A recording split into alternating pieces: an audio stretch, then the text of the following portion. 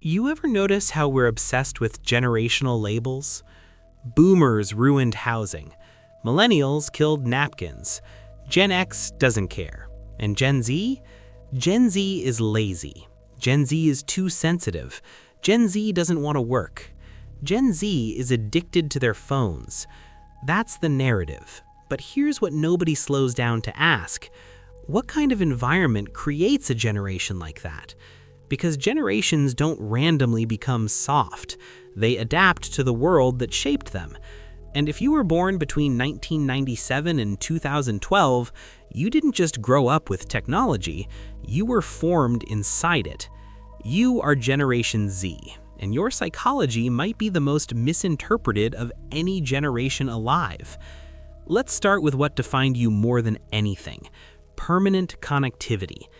And I don't mean you had access to the internet. I mean there was never an offline self. Picture this. It's 2012. You're 12 years old.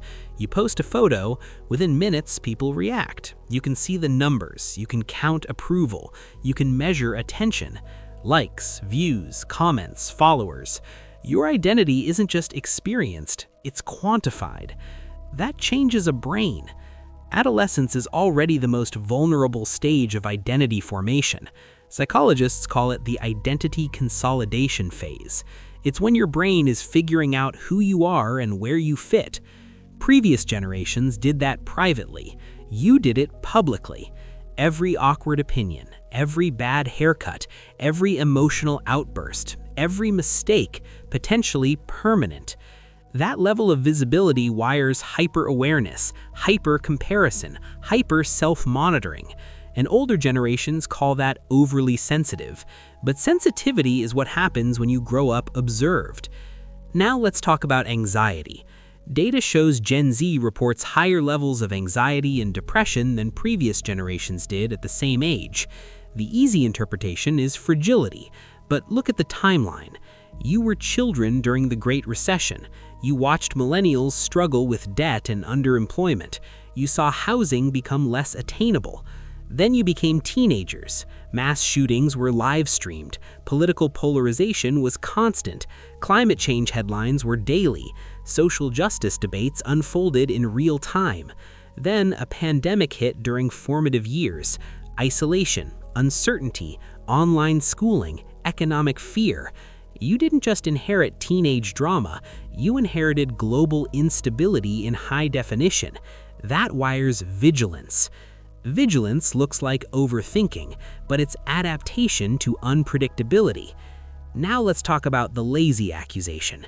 Older generations equate endurance with virtue. Stay late, don't question authority, prove loyalty. But what did Gen Z observe? You watched millennials burn out chasing hustle culture. You watched parents give decades to companies that downsized anyway. You saw loyalty go unrewarded.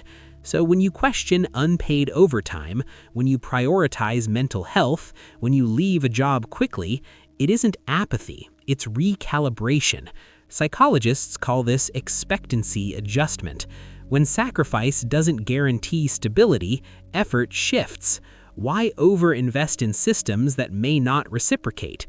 That doesn't mean you don't want success, it means you want the exchange to make sense. Now, here's where it gets deeper. Gen Z's relationship with identity is algorithmic. Previous generations formed identity locally: family, town, school, workplace. Your identity formed inside feeds. Recommendation systems studied your behavior. They showed you content that amplified certain traits.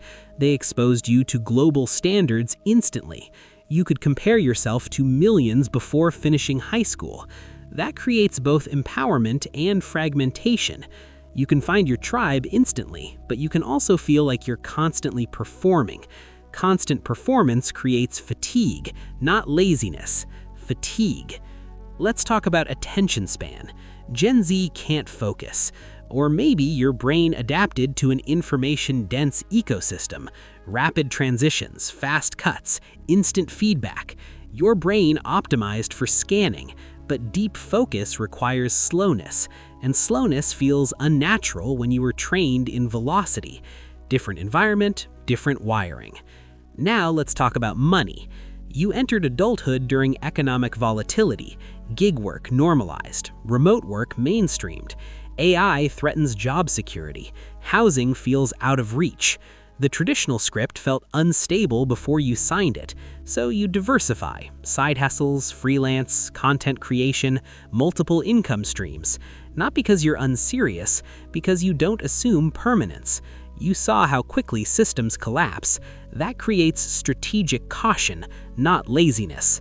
Now here's the paradox. Gen Z is digitally hyper-connected and reports record levels of loneliness because connection quantity does not equal connection depth. Endless interaction, limited intimacy. Validation loops, limited safety. When identity becomes performance, rest becomes rare, and a tired generation is often misread as an unmotivated one. But fatigue and apathy are not the same. Now let's talk about authority again. You don't reject authority blindly. You reject inconsistency. If values don't match actions, you disengage. That's alignment testing.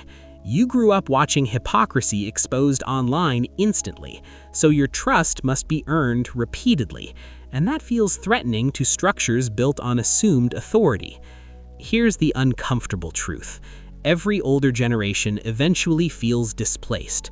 As Gen Z gains influence, culture shifts, work norms shift, technology accelerates, and displacement triggers defensiveness. Blame becomes easy, too sensitive, too lazy, too entitled. But history shows a pattern. Every generation is labeled soft until it becomes the one holding everything together.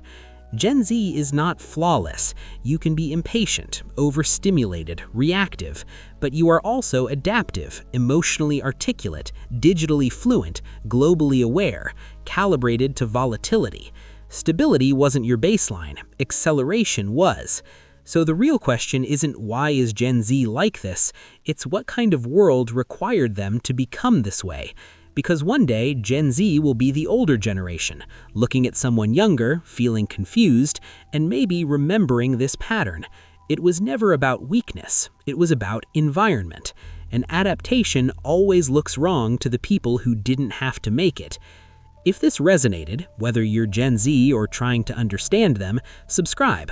I make content like this breaking down the hidden psychology behind generational behavior.